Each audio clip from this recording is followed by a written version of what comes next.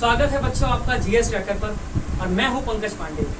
जैसा कि आप सभी जानते हैं, हम लोगों ने क्लास 12th की पॉलिटिकल साइंस शुरू करी थी, यानी राजनीतिक विज्ञान शुरू करा था, जिसमें कि chapter first cold war era यानी शीत युद्ध का दौर हम लोगों ने पढ़ना शुरू किया था।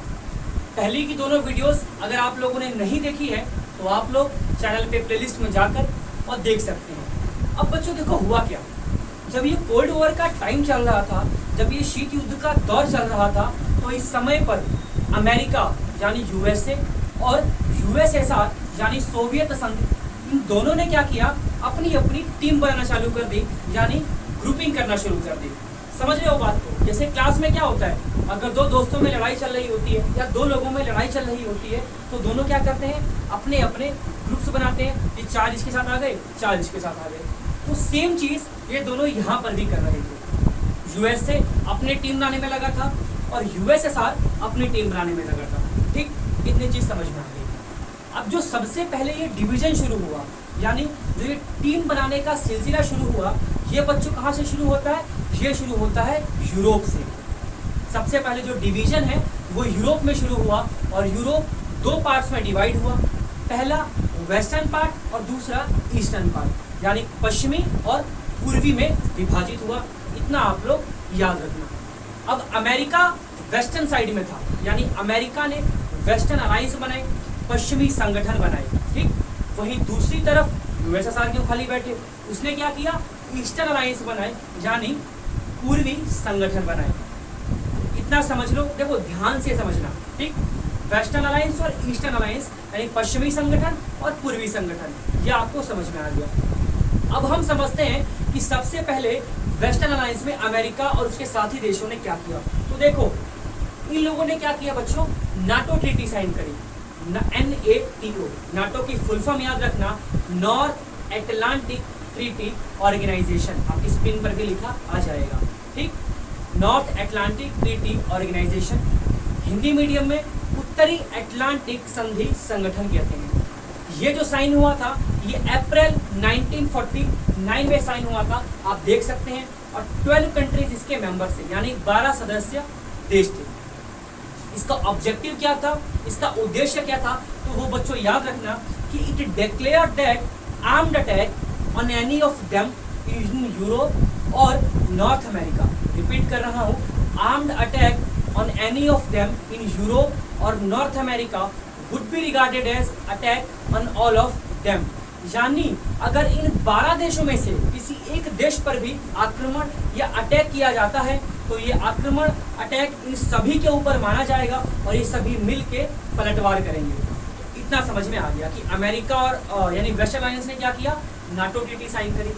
अब बात आती है भैया जहाँ यूएसएसआर सोवियत संघ चुप के बैठे, उन्होंने भी क्या किया, उन्होंने आप देख सकते हैं कि वॉर्सो पैक्ट साइन किया, यानी हिंदी में कहते हैं वॉर्सो संधि।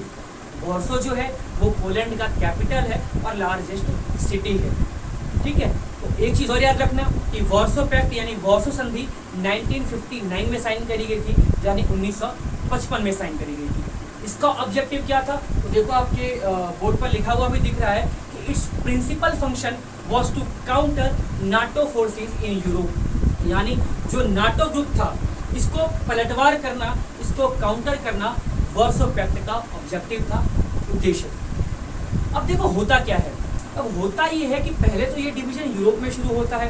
अब धीरे धीरे ये लोग क्या करते हैं कि पूरे वर्ल्ड में, यानी ये कोशिश करते हैं कि पूरे विश्व में हम अपनी टीम बनाएं, अलायंसेस करें, संधियाँ करें और ग्रुप्स बनाएं, ताकि भैया जिसके साथ जितने लोग पीछे खड़े रहेंगे वो उतना ही ताकतवर यानी पावरफुल माना जाएगा।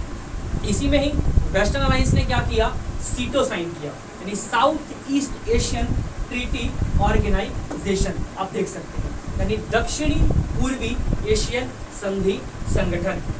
ये सितंबर 1954 में साइन किया गया था, याद रखना। ठीक, अब यहीं पर अगर वेस्टर्न अलायंस ने ये किया तो सिंपल सी बात है भैया, यूएसएसआर और चाइना चुप क्यों बैठे, चाइना भी इसके साथ में था।